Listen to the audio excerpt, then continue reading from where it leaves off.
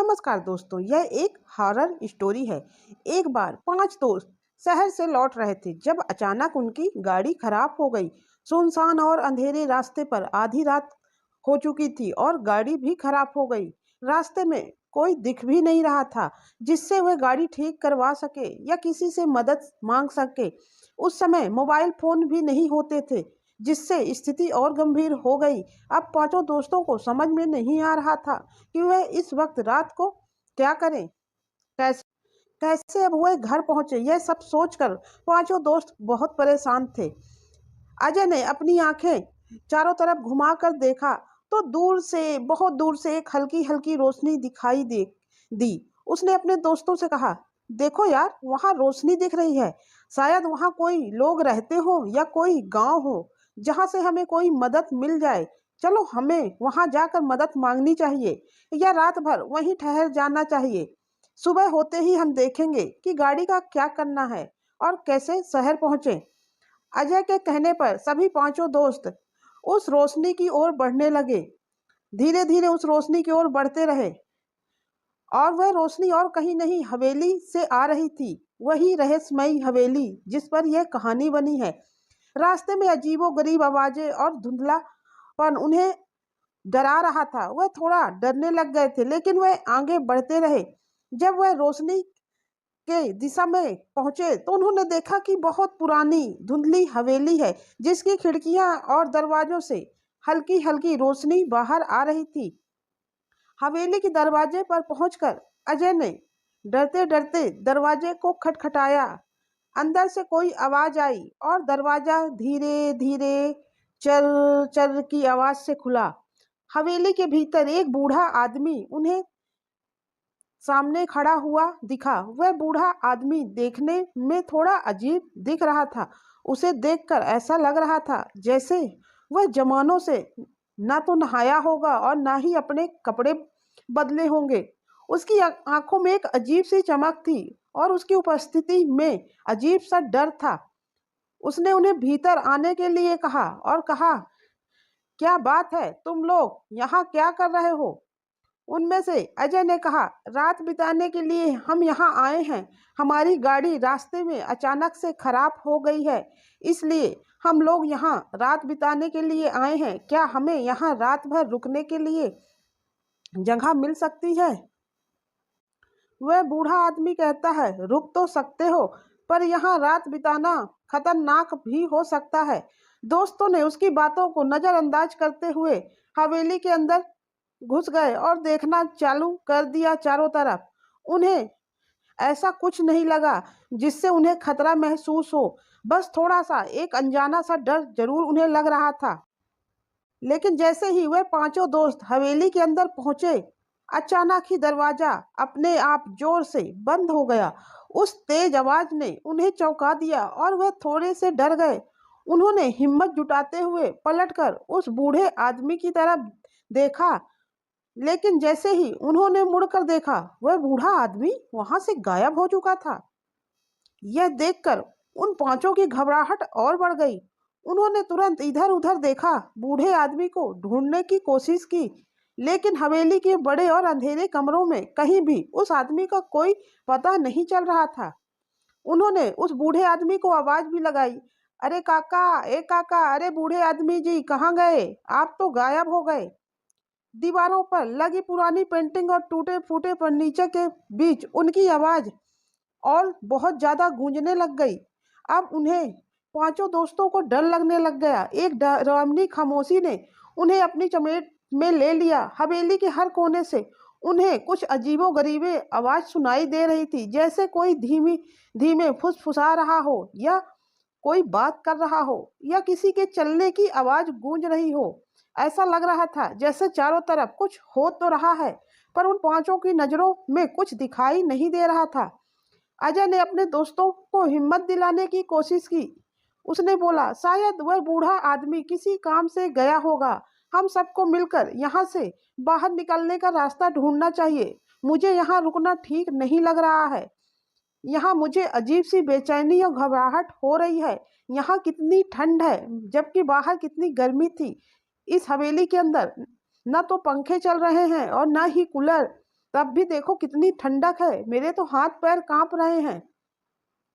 लेकिन जब उन्होंने दरवाजे की ओर देखा तो वह बहुत भारी और मजबूत दिखने लगा, जैसे कि उसे किसी अदृश्य ताकत ने बंद कर दिया हो। अब वे सभी दोस्त समझ चुके थे इस हवेली में कुछ तो अजीब और खतरनाक है। तभी दिनेश कहता है, अरे यार, यह दरवाजा कैसे दिख रहा है? इतना मजबूत दिखने लगा, जब हम आए थे तो यह टूटा फूटा दिख रहा था। अब इसे हम कैसे खोलें? हम कैसे इस हवेली से बाहर निकलेंगे? वे सब एक दूसरे का हाथ पकड़े हुए धीरे धीरे आगे बढ़ने की कोशिश कर रहे थे। तभी अचानक हवेली के एक कोने से एक अजीब सी हंसी गूंज उठी, जिसने उनकी रूह तक को कपा दिया। अब उन्हें समझ में आ गया था, यह कोई आम जगह नहीं है।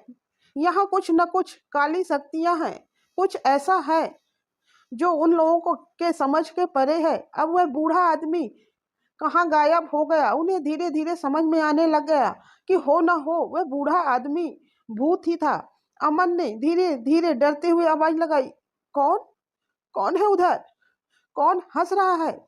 उसकी आवाज में हल्की कपकपी थी, लेकिन वह खुद को शांत करने की कोशिश कर रहा था। जैसे ही अमन की आवाज हवेली की दीवारों से टकराई, वह डरावनी हंसी और भी तेज हो गई। अब वह हंसी पूरे हवेली में गूंज रही थी, मानो चारों ओर से किसी ने घेर लिया हो।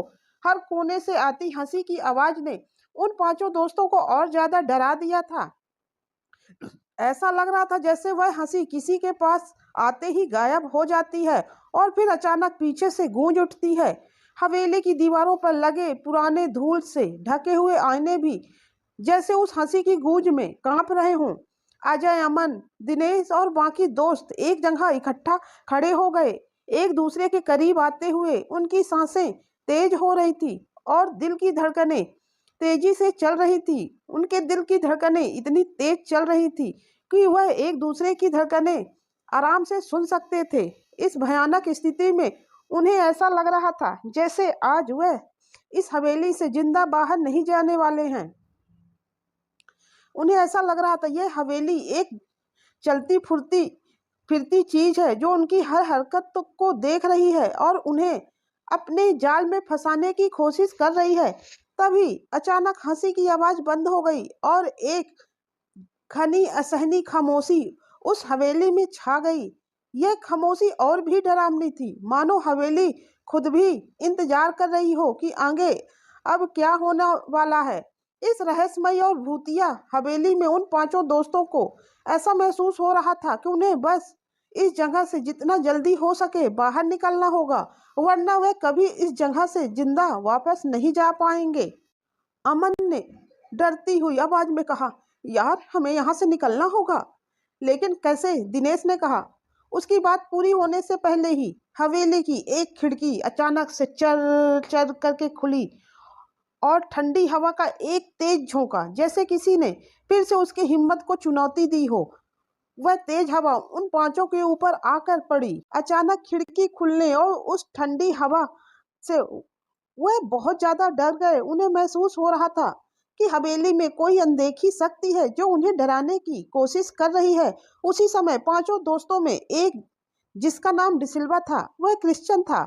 उसने अपने गले में लटका हुआ जीसस का लॉकेट अपने हाथ में पकड़ लिया। डिसिल्वा ने अपनी आंखें बंद की और दिल से प्रार्थना करने लगा। उसने अपने मन में एक पवित्र मंत्र का जाप शुरू कर दिया, ईश्वर की शक्ति, हमें बचाओ, हे ईश्वर, हमारी मदद करो। डिसिल्वा ने बार बार वही मंत्र दोहराया और अपने दोस्तों को इशारा किया कि मेरा हाथ पकड़ो। उन चारों दोस्तों ने डरते हुए डिसिल्वा का हाथ कसकर पकड़ लिया और साथ ही मंत्र का जाप करने लगे। जब वह सभी एक स्वर में प्रार्थना करने लगे तो अचानक हवेली के भीतर से भयानक हंसी की आवाजें धीमी पड़ने लग गई। ऐसा लग रहा था कि वह रहस्यमयी शक्ति अब पीछे हट रही है। हवेली की भयानक छाया जो पहले जैसे उन्हें पकड़ने की कोशिश कर रही थी, अब वह धीमी पड़ने लग गई थी। कमरे के अंधेरे कोने भी धीरे धीरे उजाले में बदलने लगे, मानो हवेली की नकारात्मक ऊर्जा खत्म हो रही हो। डिसिल्वा की प्रार्थना और दोस्तों की एकता के आगे वह झुक गई हो। डिसिल्वा ने अपने दोस्तों को शांत और एकजुट रहने के लिए कहा, डरो मत, हमारे साथ गॉड है, हमें साथ रहना होगा और हम इस जगह से बाहर निकल जाएंगे। वह लगातार उस मंत्र का जाप कर रहे थे। तभी अचानक हवेली का दरवाजा खुलता है और दरवाजा खुलते ही पांचों दोस्त तेजी से दौड़ते हुए बाहर निकल आए। जैसे ही वह बाहर आए, दरवाजा एक बार फिर जोर के धमाके के साथ बंद हो गया। हवेली के बाहर आकर वे सभी भारी भारी लंबी सांसें लेने लगे, मानो उन्होंने अपनी जान की बाजी लगाकर कोई बड़ी जंग जीत ली हो। बाहर की खुली हवा में सांस लेते हुए वे सब भगवान को धन्यवाद देने लगे।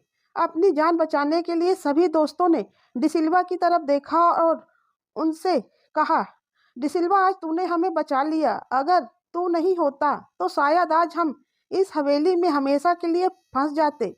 शायद और बुरा होता। डिसिल्वा मुस्कुराते हुए बोला, अरे यार, तुम सब मेरे दोस्त हो, तुम्हें मैं कैसे नहीं बचाता। लेकिन मैं सोच रहा हूँ कि इस हवेली में ऐसा क्या है। वह किसकी हंसी थी? दरवाजा अपने आप कैसे बंद हो सकता है? और वह बूढ़ा आदमी अचानक कहाँ गायब हो गया? अजय ने गंभीर होकर कहा, यह हवेली बहुत पुरानी और रहस्यमयी लगती है। ऐसा लगता है जैसे इसमें कोई बहुत पावरफुल शक्ति है जो हमें फंसा न चाहती थी। लेकिन वह कौन ताकत है और वो क्यों चाहती थी कि हम यहाँ आए? अमन ने भी अपनी सहमति जताते हुए कहा, और वह बूढ़ा आदमी ऐसे लग रहा था जैसे वह हमें जानबूझकर हवेली के अंदर लाना चाहता हो। उसके बाद वो अचानक गायब हो गया।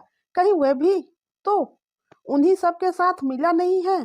कहीं वह भूत तो नहीं था? दीपक ने कहा, हमें इस जगह से दूर जाना चाहिए। यहाँ रुकना सेफ नहीं है। शायद हम कभी नहीं जान पाएंगे इस हवेली का रहस्य क्या है। यह रहस्यमयी हवेली के अंदर क्या है, हम नहीं जान पाएंगे। लेकिन मैं यह जानता हूँ कि मैं अब दोबारा कभी इस हवेली में नहीं आऊँगा। दीपक की बात से सभी सहमत हो गए और जल्दी से गाड़ी की तरफ चलने लगे। मन में अभी भी उस हवेली के रहस्य की बात उनके दिमाग में चल रही थी। लेकिन जैसे ही वह अपनी गाड़ी के पास पहुंचे, उन्हें महसूस हुआ कि हवेली की छाया अभी भी उनके पीछे थी। कहीं न कहीं उस रात का अनुभव हमेशा उनकी यादों में रहने वाला। वह पांचों दोस्त जल्दी से कार के पास जाकर देखते हैं तो उनकी कार अब एकदम से ठीक हो गई थी। वह कार जब स्टार्ट करते हैं तो कार चलने भी लगती है। यह बात उन्हें समझ में नहीं आती है कि अभी यही कार कुछ टाइम पहले एकदम से नहीं चल रही थी, अब अचानक से चलने कैसे लग गई। तब डिसिल्वा कहता है, हो ना हो यह कार खराब होना और उस रहस्यमयी हवेली का कनेक्शन जरूर है। मेरे ख्याल से जो यहाँ रात को इस रास्ते से गुजरता है, उसे यह हवेली अपने पास बुलाने के लिए कुछ न कुछ ऐसा कर देती है जिससे लोग उसकी तरफ खींचे जाते हैं। जैसे आज हमारी कार खराब होने के कारण हम जाने अनजाने उस हवेली की तरफ पहुंच गए।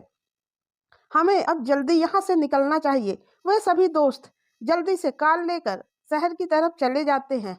घर पहुंचने के बाद वह बहुत रिलैक्स महसूस करते हैं, लेकिन